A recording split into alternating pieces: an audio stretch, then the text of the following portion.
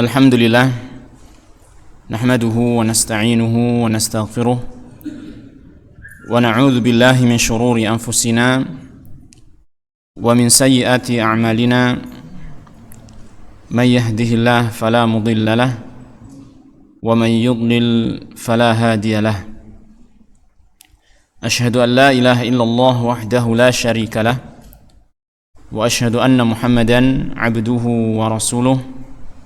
Allahumma salli wa sallim wa barik ala abdika wa rasulika Muhammad wa ala alihi wa ashabihi wa man tabi'ahum bi ihsanin ila yaumiddin, amma ba'du. Alhamdulillah, tidak lupa kita panjatkan puji syukur kepada Allah Subhanahu wa taala atas limpahan nikmat berupa nikmat yang berkaitan dengan kehidupan di dunia kita, dan lebih-lebihlah adalah nikmat yang berkaitan dengan agama kita dan berkaitan dengan kehidupan di akhirat kita, di mana Allah Ta'ala menjadikan kita sebagai orang yang muslim, orang yang beriman, dan diberi taufik untuk mau memperdalam agama Islam, mempelajari agama Islam, dan berusaha untuk terus istiqomah di atas agama ini, yang mudah-mudahan Allah Subhanahu wa taala memberikan ketetapan untuk kita semua tetap berada di atas agama ini dan senantiasa memperbaiki diri, keimanan dan amal solehnya sampai Allah Ta'ala mewafatkan kita. Amin ya rabbal alamin. Ma'asyiral muslimin rahimani wa rahimakumullah. Pada kesempatan malam hari ini kita akan masuk pada pembahasan yang baru di dalam kitab Aqidatut Tauhid yang ditulis oleh Syekh Shalih bin Fauzan Al-Fauzan hafizallahu taala, yaitu tentang kesyirikan, pengertian dan macam-macamnya. Itu pada pasal yang kedua, Al-Faslu Tsani, Asyirku ta'rifuhu wa anwa'uhu. Kesyirikan, kemudian pengertian dan macam-macamnya. Akan tetapi pada malam hari ini kita akan membaca penjelasan penulis terkait dengan definisinya terlebih dahulu, dan nanti akan disampaikan oleh beliau tentang bahaya kesyirikan. Bahaya kesyirikan. Baik, beliau mengatakan di sini ta'rifuhu, definisinya adalah asyirku huwa ja'lu syarikin lillahi ta'ala fi rububiyyatihi wa ilahiyatihi. Yang dimaksud dengan kesyirikan adalah menjadikan sekutu, ya, atau tandingan atau sekutu bagi Allah Subhanahu wa taala fi rububiyatihi, di dalam rububiyahnya, wa ilahiyatihi, dan ilahiyahnya. Ini kalimat ini, dua kalimat terakhir ini, rububiyah dan ilahiyah, ini sudah kita lewati terlebih dahulu pada waktu kita membahas tentang masalah tauhid, ya. Tauhid terbagi menjadi tiga, ada tauhid rububiyah, uluhiyah, dan asma wa sifat. Maka kita harus mengingat-ingat makna ini, bahwasanya rububiyahnya Allah Ta'ala maksudnya adalah apa? Bahwasanya Allah Ta'ala dialah satu-satunya pencipta, satu-satunya pemberi rezeki, satu-satunya penguasa, satu-satunya pengatur, dan lain sebagainya. Ya, makna-makna yang terkait dengan hal tersebut. Adapun ilahiyah, maka dia adalah apa? Hak Allah Ta'ala untuk diibadahi. Hak Allah Ta'ala untuk diibadahi. Maka dari definisi ini kita ketahui siapa saja orangnya, ya, yang menjadikan tandingan bagi Allah Subhanahu wa taala atau sekutu bagi Allah Ta'ala, baik dalam sifat rububiyahnya, ya, misalnya ada orang yang bagaimana menganggap ada pencipta selain Allah, atau menganggap adanya pemberi rezeki selain Allah, atau menganggap adanya pengatur alam semesta ini selain Allah, walaupun tidak seluruhnya, ya. Mungkin hanya sebagian saja. Ini pengatur hujan, ini pengatur matahari, ini pengatur bulan, dan seterusnya. Walaupun hanya sebagian, tapi kalau dia menganggap ada pengatur selain Allah Ta'ala, maka apa? Dia telah jatuh dalam syirik dalam hal rububiyahnya Allah Tabaraka wa Ta'ala. Ya. juga yaitu dalam hal ilahiyahnya, hak untuk disembah, hak untuk diibadahi. Apabila ada seseorang yang menganggap ada selain Allah tabaraka wa taala yang berhak untuk ditujukan ibadah kepadanya, ya, baik dengan satu macam ibadah saja, maka dia telah apa? Berbuat syirik juga kepada Allah Subhanahu wa taala. Ya, ini maksud dari kalimat ja'lu syarikin lillahi ta'ala fi rububiyatihi wa ilahiyatihi. Sebenarnya ma'asyiral muslimin rahimani wa rahimakumullah, tentang definisi syirik ini para ulama banyak memberikan definisi yang dengan redaksi yang macam-macam, ya, berbeda-beda di antara mereka. Ini di antaranya seperti ini. Ada lagi yang mengatakan syirik itu adalah taswiyatu ghairillahi billahi fima huwa min khasaisillah. Syirik adalah apa? Taswiyatu ghairillahi billahi fima huwa min khasaisillah. Ini menyamakan selain Allah dengan Allah tabaraka wa taala di dalam perkara-perkara yang merupakan kekhususan bagi Allah. Ya, jadi perkara-perkara yang merupakan kekhususan bagi Allah yang seharusnya kita yakini ini hanyalah milik Allah, kok ada orang yang menjadikan selain Allah memiliki kekhususan itu atau memiliki sebagian dari kekhususan tersebut, maka apa? Dia telah jatuh ke dalam kesyirikan kepada Allah Subhanahu wa taala. Ya, ini. Ada lagi yang mengatakan bahwasanya syirik itu adalah yaitu menjadikan sekutu bagi Allah taala di dalam kekhususannya atau di dalam hak-haknya Allah tabaraka wa taala. Jadi tidak hanya dalam khususannya saja, tetapi dalam hak-haknya Allah tabaraka wa taala. Jadi menyamakan selain Allah dengan Allah tabaraka wa taala atau menjadikan sekutu bagi Allah tabaraka wa taala di dalam perkara-perkara yang menjadi kekhususan Allah dan dalam perkara-perkara yang menjadi haknya Allah tabaraka wa taala. Ya, ini ya. Jadi kalau menyekutukan Allah taala atau menyekutukan makhluk dengan Allah taala dalam kekhususannya, seperti misalnya apa? Kekhususan Allah taala memiliki sifat rububiyah tadi sebagai sang pencipta, satu-satunya sang pencipta, sebagai satu-satunya pemilik alam semesta ini, sebagai satu-satunya pengatur alam semesta ini, ya, dan lain sebagainya. Termasuk juga kekhususan Allah taala dalam hal apa? Mengilmui perkara-perkara yang ghaib. Ilmu ghaib, ya kan, perkara yang ghaib itu kan merupakan apa? Kekhususan bagi Allah Subhanahu wa taala, kan gitu. Maka ketika ada seseorang yang menganggap selain Allah mengetahui perkara yang ghaib, dia telah jatuh kepada kesyirikan. Seperti misalnya, ya, mengetahui apa yang akan terjadi di masa depan itu merupakan perkara yang ghaib mutlak. Artinya tidak ada manusia yang mengetahuinya. Yang mengetahui hanyalah siapa? Allah tabaraka wa taala saja. Nah, ketika ada seseorang yang mengklaim dirinya mengetahui perkara yang akan datang, yang akan terjadi nanti, biasanya yang seperti ini siapa namanya? Dukun, ya kan? Dukun. Maka dia telah menjadikan dirinya tandingan bagi Allah taala. Artinya dia telah berbuat syirik. Dan orang yang mempercayai dukun ini, dia telah apa? Berbuat syirik kepada Allah taala. Karena apa? Dia telah menyekutukan dukun tersebut atau menyamakan dukun tersebut dengan Allah taala dalam kekhususan Allah taala berupa mengetahui perkara yang ghaib. Ya, seperti ini, ya. Jadi ini namanya syirik. Siapa saja yang mengklaim atau menganggap ada selain Allah taala yang menyekutui Allah taala sama-sama dengan Allah taala dalam perkara yang seharusnya itu merupakan kekhususan Allah taala, dia telah jatuh dalam kesyirikan, ya. Itu kekhususan Allah. Dan juga apa tadi yang kedua? Hak-haknya Allah.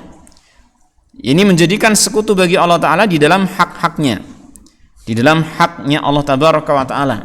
Dan hak Allah taala yang terbesar adalah apa? Apa? Disembah, diibadahi, ya kan? Ditujukan penyembelihan kepadanya, ditujukan nazar kepadanya, dijadikan sebagai sandaran dalam bertawakal, dijadikan sebagai zat yang kita harapkan secara mutlak, pengharapan kita dijadikan zat yang kita takuti secara mutlak, rasa takut kita kepadanya. Nah, kalau ada seseorang yang menjadikan rasa-rasa ini tadi ditujukan kepada selain Allah, dia telah jatuh dalam kesyirikan. Ada orang yang takut, ya, takut kepada satu makhluk, kita katakan demikian, entah itu nyata atau tidak makhluk tersebut, takut kalau dia itu bisa menimpakan madarat, bisa menimpakan musibah kepadanya. Ya, misalnya kalau kita nggak melakukan ritual-ritual tertentu, nanti si fulan makhluk itu, entah itu Nyi Roro Kidul atau apa, dikhawatirkan memberikan bencana, musibah kepada kita. Ini rasa takut seperti ini, rasa takut yang haknya itu ditujukan kepada siapa? Allah Ta'ala. Maka ketika ada orang yang memiliki rasa takut seperti ini, dia telah jatuh ke dalam kesyirikan. Karena dia telah menyekutukan makhluk terhadap Allah Ta'ala di dalam haknya Allah Tabaraka wa Ta'ala. Termasuk juga misalnya doa itu permintaan, ya, meminta hajat kita. Yang berhak untuk diminta adalah siapa? Allah, kan gitu. Maka ketika ada seseorang yang menjadikan selain Allah Ta'ala berhak diminta dalam doa, ya, maka dia telah berbuat syirik kepada Allah Subhanahu wa Ta'ala. Apalagi tadi saya sebutkan di antara contohnya menyembelih, ya. Di antara hak yang merupakan haknya Allah Ta'ala adalah sembelihan itu ditujukan untuk Allah. Sembelihan yang ibadah ditujukan untuk Allah Subhanahu wa Ta'ala, ya, disembelih untuk Allah, itu haknya Allah Ta'ala. Nah, kalau ada seseorang yang menyembelih suatu binatang sembelihan kok ditujukan kepada selain Allah Ta'ala, maka itu juga termasuk perbuatan syirik, ya. Dan ini nanti perincian tentang masalah contoh-contoh kesyirikan ini mudah-mudahan akan kita dapatkan di dalam kitab ini, sebagian di antara contoh-contohnya. Yang penting sementara ini untuk pembahasan kita malam hari ini, kita mengetahui terlebih dahulu apa itu definisi kesyirikan. Ini menjadikan sekutu bagi Allah, ya, di dalam kekhususannya atau dalam hak-haknya, atau menyamakan selain Allah dengan Allah Ta'ala di dalam kekhususannya ataupun di dalam hak-haknya. Bisa difahami, ya, ini, ya. Nah, ketika kita membahas tentang kesyirikan, tentunya tidak terlepas dari pembahasan dan pengetahuan kita tentang tauhid. Karena syirik itu adalah lawan dari tauhid. Maka kita harus mengingat juga bahwasanya tauhid itu ada berapa? 3, kan? Ada 3. Ada tauhid rububiyah, ada tauhid uluhiyah, dan tauhid asma was sifat. Maka kesyirikan pun bisa terjadi dalam 3 hal ini. Ada syirik dalam hal rububiyah, ya, berkaitan dengan keyakinan seseorang tentang perbuatan-perbuatan yang harusnya dimiliki khusus oleh Allah, kok dia sematkan perbuatan tersebut, ya, dia nisbatkan kepada selain Allah Tabaraka wa Ta'ala. Maka ini syirik dalam hal rububiyah. Syirik dalam hal uluhiyah, yaitu syirik dalam kaitannya ibadah-ibadah manusia yang seharusnya ditujukan kepada Allah kok malah ditujukan kepada selain Allah. Maka ini syirik dalam hal uluhiyah, ya. Dan di sini tidak disebutkan asma wa sifat, bukan berarti tidak ada, ya. Ada syirik dalam hal asma wa sifat, itu ada. Syirik dalam hal asma wa sifat. Seperti misalnya seseorang yang menganggap manusia memiliki sifat seperti sifatnya Allah Tabaraka wa Ta'ala, ya. Tadi yang saya contohkan seseorang menganggap ada manusia yang memiliki ilmu ghaib. Ilmu mengetahui tentang perkara yang ghaib adalah sifat di antara sifat-sifatnya Allah Ta'ala. Maka ketika seseorang menganggap ada manusia yang memiliki ilmu ghaib, dia telah terjerumus juga dalam syirik asma was sifat. Termasuk juga misalnya nama-nama yang khusus bagi Allah Tabaraka wa Ta'ala itu kok disematkan kepada manusia, disematkan contohnya kepada berhala-berhala. Maka itu juga termasuk syirik dalam hal asma was sifat. Intinya ma'asyiral muslimin rahimani wa rahimakumullah, kesyirikan itu bisa terjadi dalam hal rububiyahnya, uluhiyahnya, dan juga asma was sifatnya. Dengan kita mengetahui tauhid 3 macam ini, bagaimana kewajiban kita dalam tauhid ini, maka mudah-mudahan kita juga mengetahui lawannya, bahwasanya itu tidak boleh kita samakan atau tidak boleh kita sekutukan makhluk dengan Allah Subhanahu wa taala dalam 3 hal tersebut. Nah, kemudian penulis di sini mengatakan wal ghalibu al isyraku fil uluhiyati. Tadi saya katakan syirik itu bisa terjadi dalam 3 hal, rububiyah, uluhiyah, dan asma was sifat. Tetapi al ghalib yang dominan, ya, banyaknya kesyirikan itu apa? Al isyraku fil uluhiyati. Kebanyakan kesyirikan itu terjadi dalam hal uluhiyah. Dalam hal apa? Uluhiyah. Ya, kebanyakannya demikian. Kenapa demikian? Karena ketika seseorang mengakui rububiyah dan asma wa sifat itu hanyalah milik Allah Subhanahu wa taala saja, maka konsekuensinya dia pasti apa? Mentauhidkan Allah taala dalam uluhiyahnya. Ya kan? Mentauhidkan Allah taala dalam uluhiyahnya. Kemudian sebaliknya, seandainya seseorang itu menganggap ada rububiyah yang dimiliki selain Allah, ya, ada selain Allah yang memiliki asma dan sifat yang seperti dengan Allah taala, maka konsekuensinya juga dia akan melakukan syirik dalam uluhiyah, gitu. Sehingga kebanyakan kesyirikan itu akan terjadi dalam hal uluhiyah. Dalam hal uluhiyah. Jadi dalam hal apa? Dalam memberikan peribadahan kepada selain Allah Subhanahu wa taala. Ini yang kebanyakan terjadi adalah itu. Bahkan inilah yang dijadikan sebagai pertentangan antara para nabi dan rasul alaihi wassalatu wassalam dengan umatnya. Karena adanya syirik dalam hal rububiyah, uluhiyah.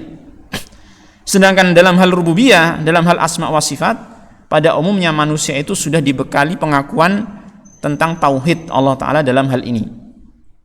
Ya, sebagaimana yang terjadi dalam keadaannya orang-orang musyrik, kalau mereka itu ketika ditanya siapa yang mencipta mereka, siapa yang mencipta langit dan bumi, niscaya mereka akan mengatakan siapa? Allah. Jadi dalam hal rububiyah, dalam hal asma wa sifat, biasanya mereka itu sudah memahami. Walaupun tidak mesti, tetapi seringnya adalah terjadi dalam hal apa? Al-uluhiyah, itu kesyirikan, ya. Taib. Bi an yad'uwa ma'allahi ghairahu. Nah, syirik dalam hal uluhiyah ini apa contohnya? Contohnya adalah seseorang berdoa ma'allahi, bersama dengan berdoa kepada Allah, ghairahu, dia berdoa kepada selain Allah taala. Jadi minta hajat kepada selain Allah Subhanahu wa taala, di samping juga dia masih berdoa kepada Allah Subhanahu wa taala. Ya. Au yasrifa lahu syai'an min anwa'il ibadah, atau mengarahkan untuk selain Allah sesuatu di antara macam-macam ibadah. Jadi macam-macam ibadah itu kan sangat banyak sekali, yang seharusnya itu semuanya ditujukan kepada Allah saja. Kok ada orang yang mengarahkan ibadah ini kepada selain Allah, maka dia telah jatuh dalam syirik dalam hal uluhiyah. Contohnya apa? Az-zabhi, contohnya adalah menyembelih. Wa nadhri, bernadar. Kemudian al-khauf, merasa takut. Kemudian roja, merasa harap. Dan mahabbah, merasa cinta, rasa cinta. Ya. Ini sebenarnya ada rincian-rincian ya tentang hal ini, tapi mudah-mudahan rinciannya nanti kita bahas saja ketika ada pembahasan khusus tentang masalah ini, khauf. Karena tidak semua rasa takut, ya, tidak semua rasa cinta, tidak semua rasa harap yang diarahkan kepada makhluk jadi syirik, kan gitu, ya enggak? Atau semuanya syirik?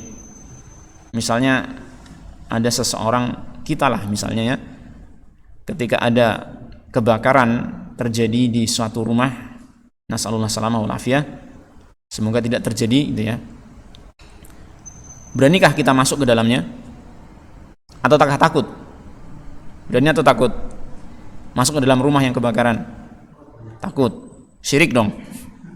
Syirik gak? Takut kepada selain Allah. Api itu kan selain Allah, ya kan? Syirik gak? Gak bisa kita katakan syirik. Nah, jadi ada rasa takut yang seandainya diberikan kepada selain Allah Ta'ala itu bukan termasuk syirik. Ini rasa takut yang apa? Tabi'i, ya kan? Seperti antum misalnya ada masuk ke kebun binatang, tiba-tiba kandang singanya terbuka, terus singanya keluar. Takut gak ini kira-kira? Takut. Itu takut pada makhluk loh. Syirik? Enggak, ya kan? Enggak syirik. Jadi ada perinciannya. Rasa takut seperti apa yang dia dikatakan syirik jika diberikan kepada selain Allah? Kata para ulama, dia adalah rasa takut yang merupakan ibadah. Rasa takut yang merupakan ibadah. Ya. Apa itu ciri-cirinya rasa takut yang merupakan ibadah? Ya, jadinya kita rinci juga ya. Enggak apa-apa, Mas. Ciri-cirinya adalah apa? Rasa takut itu rasa takut yang menyebabkan seseorang itu tunduk patuh kepada zat yang ditakuti. Ya. Rasa takut yang menyebabkan seseorang itu bagaimana? Tunduk patuh terhadap zat yang ditakuti. Ya. Itu. Atau rasa takut karena dia memiliki keyakinan zat yang ditakuti itu bisa menimpakan musibah, bencana kepada dia. Namanya khaufus sir. Khaufus sir. Rasa takut yang sir. Yang ini merupakan syirik besar ya. Jadi misalkan gini, ada seseorang yang tadi yang saya contohkan tadi ya. Biasanya itu keyakinan masyarakat itu bagaimana sih? Tentang yang nyata saja lah, yang ada di sekitar kita. Kalau malam satu suro ya, terutama di pesisir pantai selatan ya, itu biasanya mereka melakukan ritual apa? Larung apa itu? Larung kepala kerbau ya biasanya ya. Kalau mereka nggak melakukan, apa keyakinan mereka? Akan tiba bencana, ya nggak? Akan tiba bencana. Dari mana bencana datang? Dari yang mereka takuti. Siapa itu? Penguasa Laut Selatan. Ini namanya syirik besar. Syirik apa namanya? Syirik takut. Rasa takut yang syirik. Dan dia termasuk syirik besar. Ya kan? Kenapa? Karena dia memiliki rasa takut kalau tidak melaksanakan ritual ini, ya kan? Si Ratu Kidul atau apa namanya itu tadi? Penguasa Laut Selatan akan murka dan bisa menimpakan bencana kepada masyarakat sekitar. Ya. Ini merupakan rasa takut yang ibadah, kita katakan demikian. Rasa takut didasari oleh keyakinan penguasa Laut Selatan bisa menimpakan musibah. Itu satu yang merupakan khofusir. Yang kedua, rasa takut itu menjadikan orang itu melaksanakan ritual-ritual tertentu. Ya. Melaksanakan ritual-ritual tertentu yang dikatakan itu sebagai ketundukan kepatuhan terhadap zat yang ditakuti. Ini namanya rasa takut apa? Ibadah. Dan ini yang merupakan syirik besar. Adapun rasa takut yang kayak tadi, takut kepada kucing. Kucing takut kepada apa? Singa maksud saya ya. Singa, terus kemudian api, itu bukan takut yang syirik. Itu namanya rasa takut tabi'i. Yang merupakan tabiat manusia memang seperti itu ya. Tabiat manusia memang seperti itu. Nah. Ya ini contoh saja ya. Contoh perincian tentang masalah khauf. Dan nanti dalam masalah roja, dalam masalah mahabbah pun ada perinciannya. Taib. Intinya ma'asyiral muslimin rahimani wa rahimakumullah, penting kita untuk mempelajari tentang apa saja yang termasuk kesyirikan. Ya. Setelah kita mengetahui definisi ini, di mana itu sangat terkait erat dengan apa? Tauhid, ya kan? Maka penting kiranya kita itu apa? Mengetahui apa saja yang termasuk kesyirikan. Ini kan baru contoh nih. Syirik, di antara syirik adalah apa? Berdoa kepada selain Allah, mengarahkan atau memberikan ibadah kepada selain Allah. Contohnya seperti dzabah, menyembelih, bernazar, rasa takut, rojak dan mahabbah. Ini kan baru contoh. Belum menyeluruh. Masih ada ibadah-ibadah yang lain. Seperti isti'anah, istighatsah, ya kan? Ini ibadah juga. Isti'adzah. Ini perlu kita pelajari kan gitu kan. Kenapa perlu kita pelajari? Agar ketika kita itu bertauhid kepada Allah Ta'ala itu tidak terkotori oleh kesyirikan-kesyirikan ini. Karena kalau misalkan kita berusaha untuk bertauhid kepada Allah Ta'ala tanpa mempelajari lawannya, syirik-syirik ini, ya, khawatirnya apa? Khawatirnya kita terjatuh ke dalam kesyirikan tanpa kita sadari, sehingga menyebabkan tauhid kita itu rusak atau batal. Repot kan? Sudah kita berusaha untuk mentauhidkan Allah, ternyata salah. Maka kita harus tahu, selain kita tahu tauhid seperti apa, kita harus tahu juga lawannya, yaitu kesyirikan. Ya, makanya para ulama atau para penyair ada yang mengatakan, araftu syarra la li syarri walakin li tawaqih wa man la ya'rifi syarra minal khairi yaqa' fihi. Aku mempelajari, aku mengetahui keburukan bukan untuk aku lakukan. Ya, aku mengetahui keburukan bukan untuk aku lakukan. Ini kita mengetahui kesyirikan bukan untuk kita lakukan. Akan tetapi untuk apa? Litawaki, untuk kita hindari. Kenapa demikian? Karena orang yang tidak mengetahui keburukan dari kebaikan, tidak bisa membedakan mana yang buruk, mana yang baik, yaqa fihi, dia bisa terjatuh ke dalam keburukan tersebut. Makanya perlu kita untuk belajar tentang kesyirikan, apa saja kesyirikan. Ini ya, ini harus kita pahami. Taib, sebelum kita nantinya insya Allah ya, mudah-mudahan ada dalam kitab ini tentang menjelaskan tentang macam-macam kesyirikan dan contoh-contoh yang lebih banyak lagi insya Allah. Di sini akan disampaikan terlebih dahulu tentang bahaya kesyirikan. Bahaya apa? Kesyirikan. Tujuannya adalah apa? Agar kita itu merasa perhatian. Oh, ternyata syirik itu memang betul-betul berbahaya. Bukan sembarangan ini. Ya, bukan perkara yang haram yang biasa, tapi bahkan dia perkara haram yang melebihi perkara haram yang lain. Khamr haram, zina haram, judi haram. Bahaya enggak? Bahaya. Ternyata ada yang lebih besar bahayanya, yaitu apa? Syirik. Itulah. Semuanya perkara-perkara yang haram itu bahaya, wajib untuk kita tinggalkan. Tetapi kesyirikan ini jauh lebih wajib untuk kita tinggalkan karena sangat berbahaya. Ya. Kalau ada orang yang ini tidak meremehkan dosa ya, tidak, tetapi saya hanya memperbandingkan saja antara dosa syirik dengan dosa yang lain. Kalau ada orang yang berjudi, dosa enggak? Dosa. Salatnya masih bisa diterima enggak? Masih bisa diterima. Ya kan, selama sholatnya itu nggak sedang judi. Ya nggak bisa ya, salat dengan judi nggak bisa ya. Jadi dosa-dosa itu walaupun dia itu haram dan orang yang melakukannya itu terancam dengan neraka, ya kan, tapi tidak menghalangi amalan-amalan kebaikan itu bisa diterima oleh Allah Tabaraka wa Ta'ala. Beda dengan kesyirikan. Nanti kita akan ketahui di antara bahaya kesyirikan adalah apa? Seandainya orang itu terjerumus ke dalam kesyirikan yang besar, maka dia bisa membatalkan seluruh amalan-amalan kebaikan dia. Mau sholatnya semangat apapun, ya kan?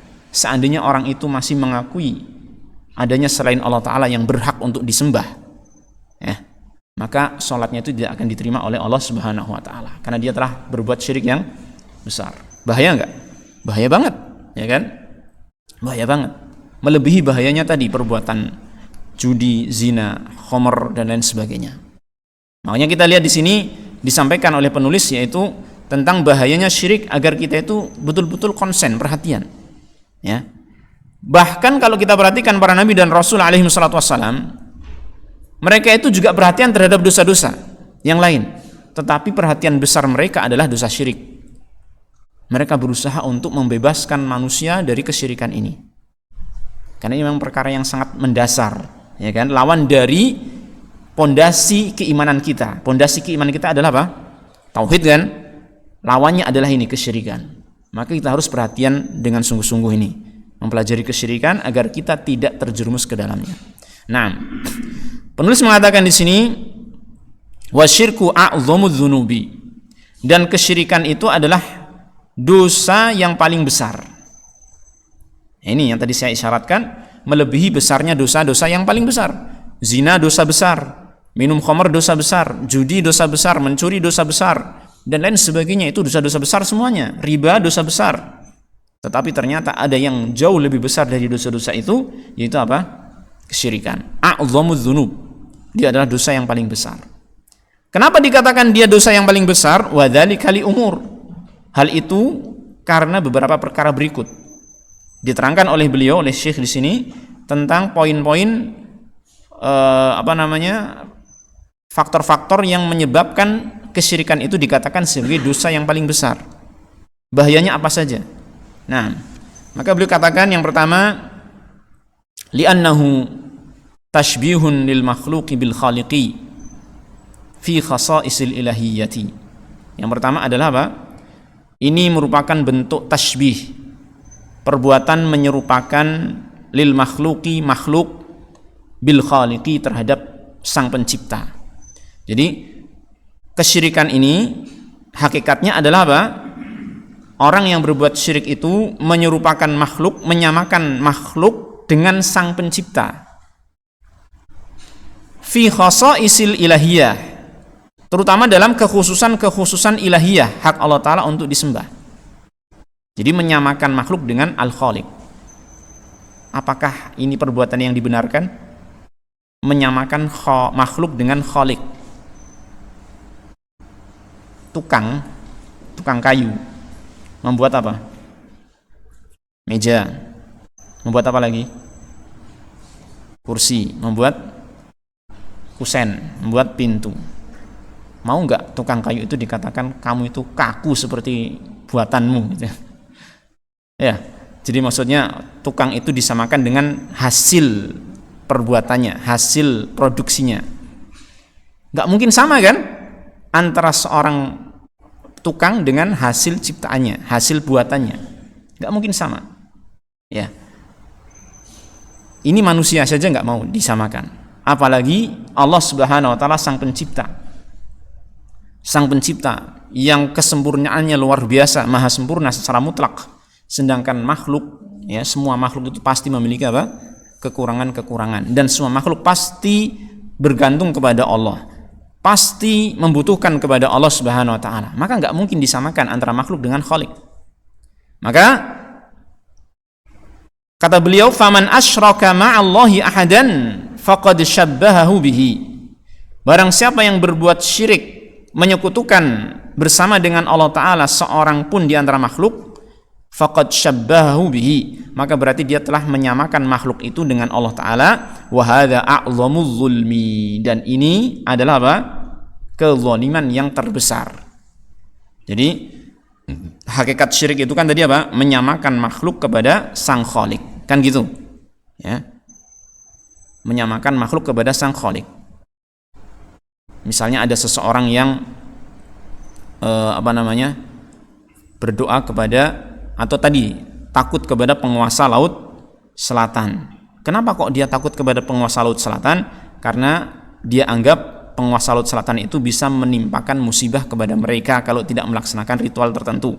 Maka ini kan berarti sifat yang ada pada penguasa laut selatan menurut anggapan mereka ini kan sifat yang seharusnya milik Allah, kan gitu kan? Yang bisa menimpakan musibah. Berarti mereka telah apa? Menyamakan penguasa laut selatan itu dengan Allah Ta'ala, gitu ya. Nah, maka yang seperti ini sebenarnya adalah merupakan apa? Kezaliman yang terbesar. Kezaliman yang terbesar. Kenapa? Dia telah menempatkan sesuatu yang seharusnya milik Allah diberikan kepada selain Allah, sehingga dikatakan kezaliman. Makanya dalam Al-Quran Allah Ta'ala berfirman, Qala Ta'ala, Inna syirka la zulmun azim. Sesungguhnya kesyirikan itu kezaliman yang sangat besar. Kezaliman yang sangat besar. Ya. Ketika ada contohnya yang mudah.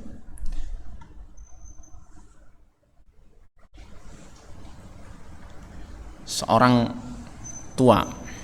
orang tua ya,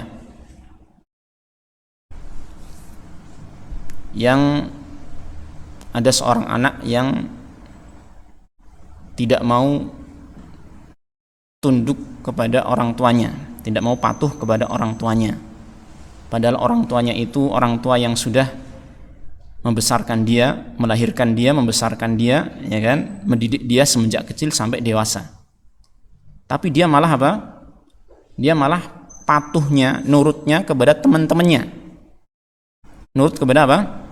Teman-temannya yang dia baru kenal pada usia ketika dia sudah dewasa. Ya. Gara-gara dia suka mengajak kepada kesenangan-kesenangannya, maka dia patuh kepada teman-temannya. Ketika ada dua hal yang bertentangan, maksudnya perintah orang tua dengan perintah temannya, dia malah lebih memilih apa? Perintah temannya. Dia menempatkan kepatuhan dia, ketaatan dia bukan kepada orang tua tapi kepada siapa? Teman. Ini zalim atau tidak kepada orang tua? Zalim atau tidak? Zalim, karena dia telah mengurangi hak orang tua, ya. Bahkan dia memberikannya kepada selain yang berhak, yaitu temannya, kan gitu ya. Nah, ini hak orang tua. Bagaimana dengan Allah Ta'ala yang telah apa? Menciptakan kita, memberikan tangan kepada kita, kaki kepada kita, mata kepada kita, telinga kepada kita, jantung kita, dan seterusnya yang ada di tubuh kita ini dari siapa? Dari Allah Ta'ala. Pakaian yang kita pakai juga dari makhluk-makhluk yang Allah miliki, ya. kita tinggal juga di atas bumi yang milik Allah Ta'ala. Tidak ada seorang pun di antara kita yang bisa tidak di atas bumi. Bisa ketika sudah mati di dalamnya. Gitu ya. Intinya adalah apa? Kita semua sangat membutuhkan kepada Allah. Sehingga nampak dari sini saja hak Allah Ta'ala itu sangat besar sekali. Ya. Maka ketika ada seseorang yang memberikan hak Allah Ta'ala kepada selain Allah, wah, ini berarti kezaliman yang sangat besar. Ya, dia telah merusak hak Allah Ta'ala, sedangkan hak Allah Ta'ala itu adalah hak yang paling besar. Tidak ada di antara makhluk itu yang memiliki hak sebagaimana haknya Allah Ta'ala. Makhluk yang paling besar haknya itu siapa? Orang tua kita, ya kan? Yang paling besar haknya adalah orang tua kita. Tentunya setelah Rasulullah SAW, kan? Orang tua kita yang paling besar haknya kepada kita, ya. Dan Allah Ta'ala jauh lebih besar haknya dibandingkan dengan orang tua. Makanya ketika dalam surat Luqman itu dikatakan, ketika Allah Ta'ala memberikan wasiat kepada seorang anak untuk taat kepada orang tuanya, berbuat baik kepada orang tuanya, ya kan? Allah Ta'ala mengatakan, wa in jahadaka ala an tusyrika bima laysa laka bihi ilmun fala tuti'huma. Kalau kedua orang tua itu memaksamu, ya, untuk menyekutukanku dengan sesuatu yang lain yang tidak kamu ketahui hujahnya, dan memang tidak ada hujahnya, maka jangan taati kedua orang tua. Meskipun hak orang tua itu sangat besar sekali bagi seorang manusia, tetap harus dikalahkan dengan apa? Haknya Allah Tabaraka wa Ta'ala kalau bertentangan, kan gitu. Ini menunjukkan bahwasanya hak Allah Ta'ala itu sangat besar. Maka ketika ada orang yang berbuat syirik kepada Allah, dia telah merusak hak yang paling besar, melanggar hak yang paling besar. Jadilah dia terjatuh ke dalam apa? A'zamul zulmi, kezaliman yang paling besar. Kata penulis di sini, saya tambah ya, ini waktunya sudah habis sebenarnya, enggak apa-apa sedikit dah insyaallah. Wa zulmu huwa wad'u syai'i fi ghairi mawdi'ihi. Kezaliman itu hakikatnya adalah apa? Makna dari kezaliman adalah apa? Meletakkan sesuatu fi ghairi mawdi'ihi, pada bukan tempatnya. Kezaliman itu meletakkan sesuatu bukan pada tempatnya. Ini contohnya apa tadi? Contohnya apa? Misalnya meletakkan sesuatu bukan pada tempatnya. Ini pasti misalnya mobil yang seharusnya punya si fulan diambil ditaruh di tempatnya si Alan tanpa ada izin. Apa ini artinya? Merampok ini. Merampok. Ini kan namanya zalim. Ini mobil haknya siapa? Si fulan. Kok kamu taruh di Alan tanpa izin? Ini kan zalim. Meletakkan sesuatu bukan pada tempatnya. Ini zalim secara makna secara umum seperti itu. Nah, maka kita lihat, faman abada ghairallah, orang yang menyembah kepada selain Allah, faqad wada'al ibadata fi ghairi mawdi'iha, maka dia telah meletakkan ibadah bukan pada tempatnya, bukan pada yang berhak. Ibadah itu kan haknya siapa? Allah. Kok dia berikan kepada selain Allah, maka ini telah berbuat apa? Zalim.